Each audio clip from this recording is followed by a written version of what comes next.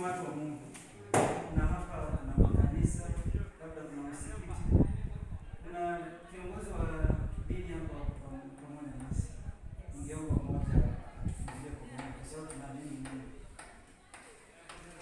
Amina. Mungu Baba, tunasema ni asante kwa asubuhi ya leo, tunapoanza kibarua tuanze pamoja na wewe katika jina la Yesu tunaomba na kuamini. Amen. Asanteni sana.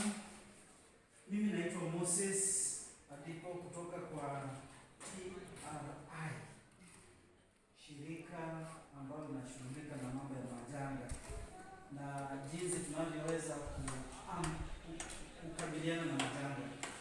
Kwa hivyo tumesikia kwamba kuna ripoti ambazo zilikuwa zimekuja kwenye afisi yetu kwamba ilikuwa na janga ya ukame na haya masumbufu. Kwa hivyo nimekuja tujadiliana kwa pamoja ili tuweze kupata suluhu, ili tuweze kutafuta changamoto hizo ziko wapi na suluhu zao. Na ninauliza, je, kulikuwa na ukame hapa? Kulikuwa na ukame. Na labda baadhi ya yale matatizo umepata kwa sababu ya ukame unaweza kuniambia? Tangu wakati ukame ulianza, tulianza kupoteza pia, ulianza maji ilikuwa shida hata nini, so ulianza kutafuta maji mbali sana.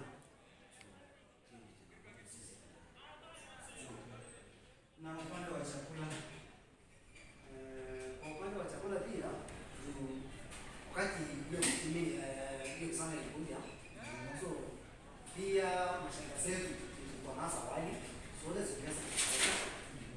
Sasa yale mapato tulikuwa tunapata sasa hatusipati, hakuna usaidizi yote tunasapata kwa sasa, tulikuwa tunatumia kwa hivyo mimi kwa niaba ya kampuni ninasema pole kwa yale yaliyotokea kwa sababu ya hali yenu ya maisha, kwamba hali yenu ya maisha imekuwa duni kwa sababu ya hiyo ukame.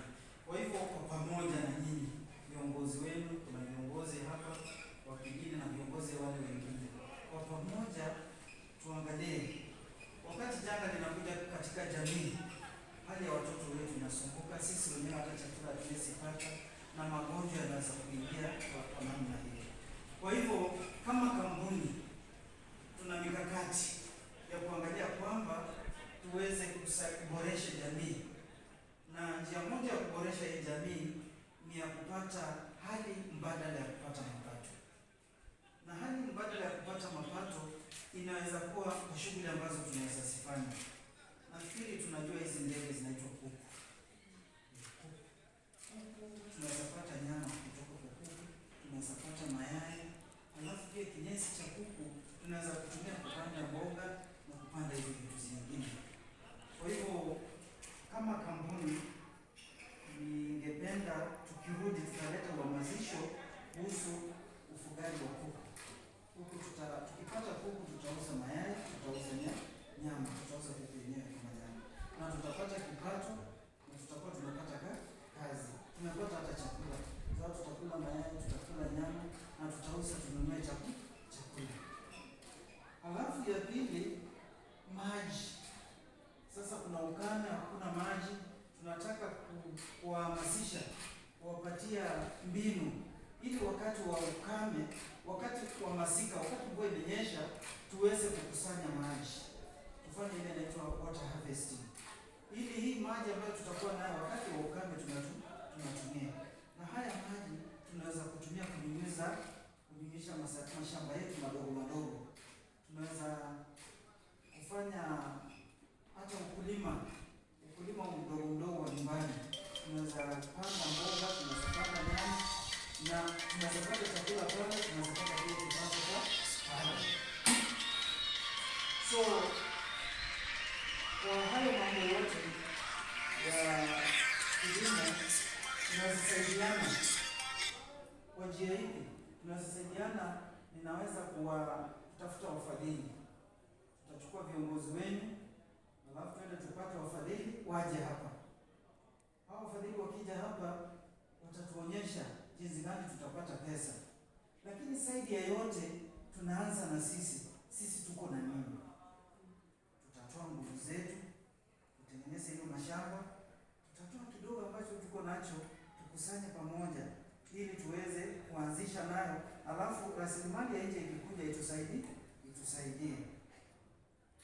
Alafu pia naomba tukue na ile hali ya kuweza kuwa na akiba, tukue na savings.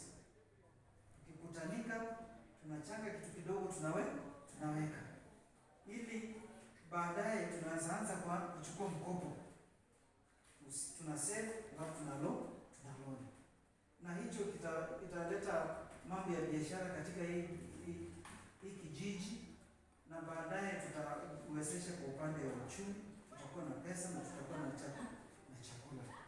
Kwa hivyo nataka niwaachie hapo,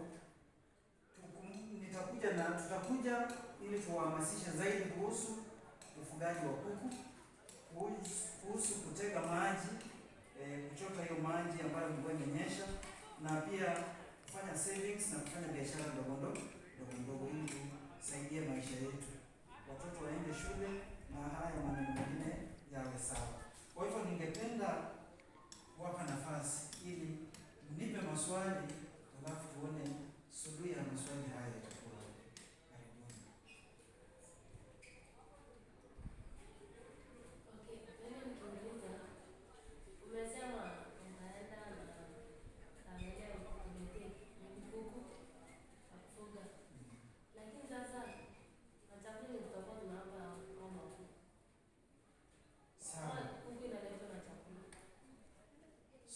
Nimesema tutaenda kuangalia wafadhili.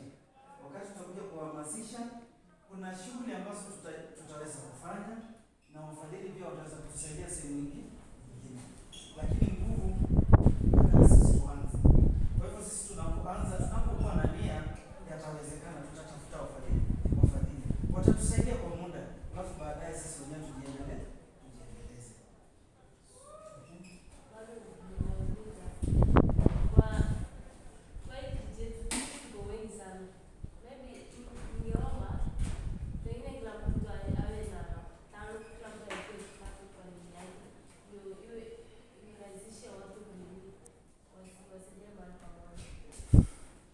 Hiyo ni hoja nzuri sana ambayo inataka kufanyiwa kazi.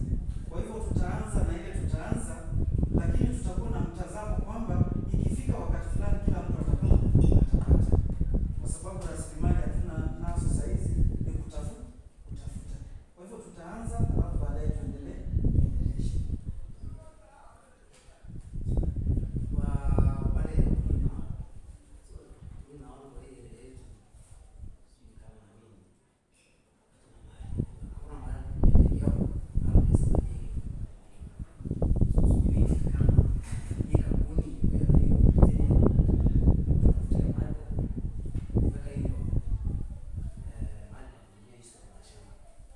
Asante sana kwa swali hilo.